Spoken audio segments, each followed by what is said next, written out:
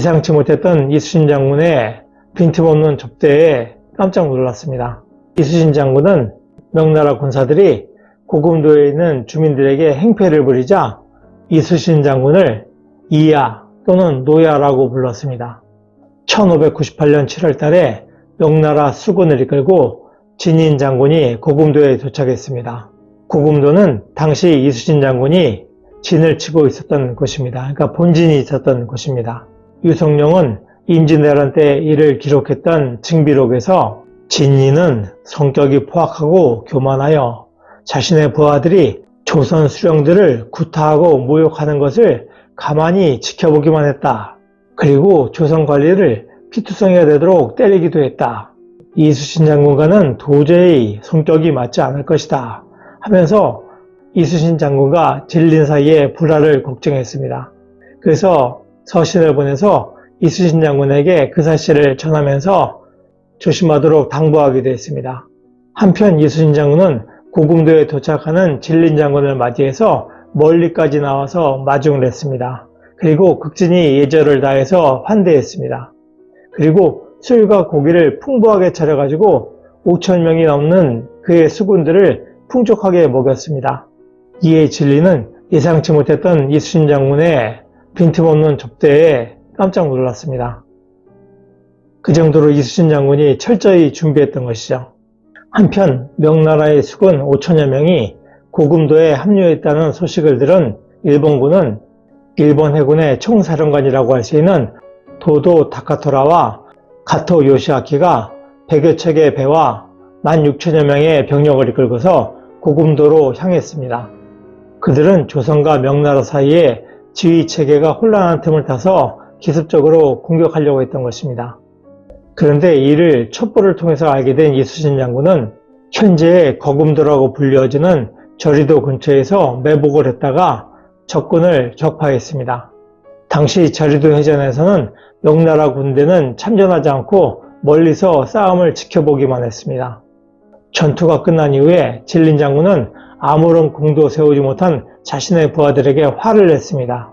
그러자 이수신 장군은 저리도 전투에서 얻었던 외적의 수국 40개를 진인 장군에게 주면서 명나라 황제에게 승리를 보고하도록 했습니다. 진린 장군의 체면을 세워준 것입니다.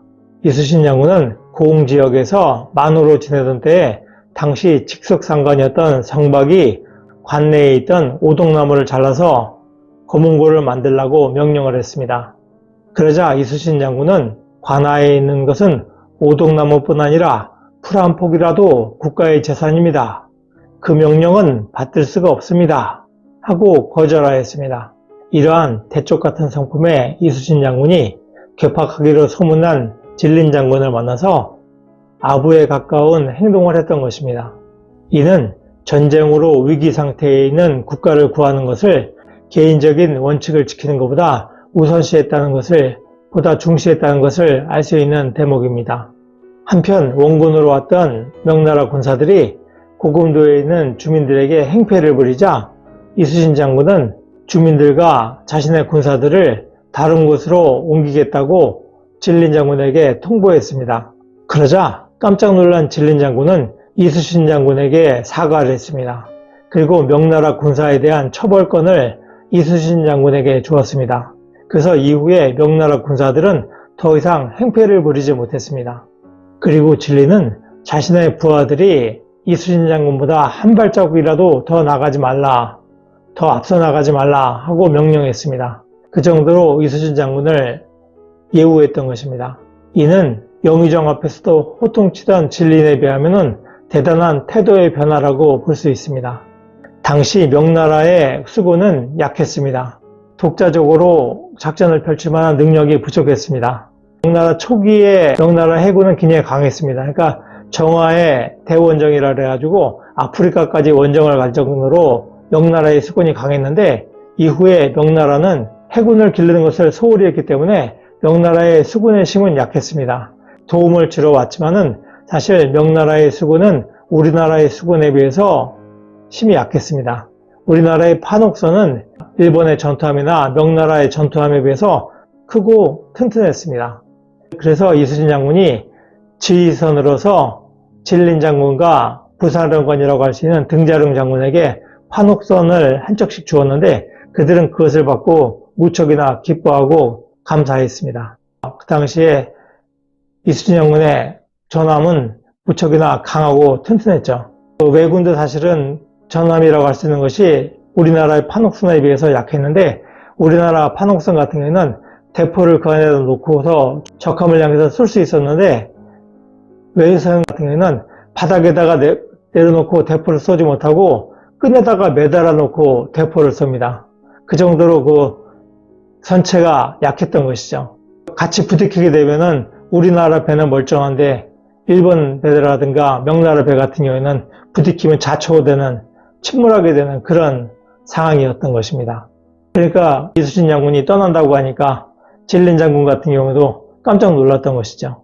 이순신 장군이 명나라의 구원군으로 왔던 진린과 주도권 다툼을 벌이면서 불화하고 대립하였다면 명나라의 눈치를 보아야 했던 조선 조정의 경우에는 무척이나 난감했을 것입니다.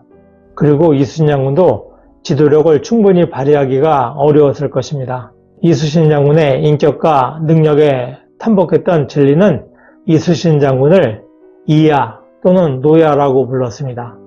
중국에서 야는 어르신이라는 의미의 완전한 존칭입니다. 진린 장군은 선조에게 보내는 서신에서 통제사는 천하를 다스릴 만한 인재입니다 라고 기술했을 정도로 이순신 장군에 대해서 마음 깊이 탐복하였습니다. 이순신 장군이 진린 장군의 체면을 세워주면서도 명나라군의 명백한 행포에 대해서는 단호하게 대처하는 모습은 상당히 인상적이고 배울 바가 있습니다.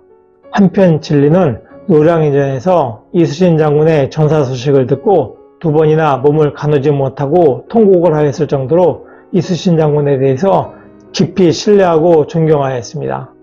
이후 진리는 1607년에 명나라에서 죽습니다.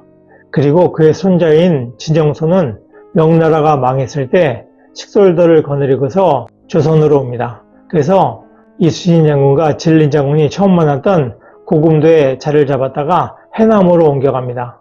그래서 그곳에서 조선에 기화합니다. 그들이 바로 진린을 시조로 모시는 광동 진씨입니다. 노력하는 여러분의 동반자 동반TV입니다. 감사합니다.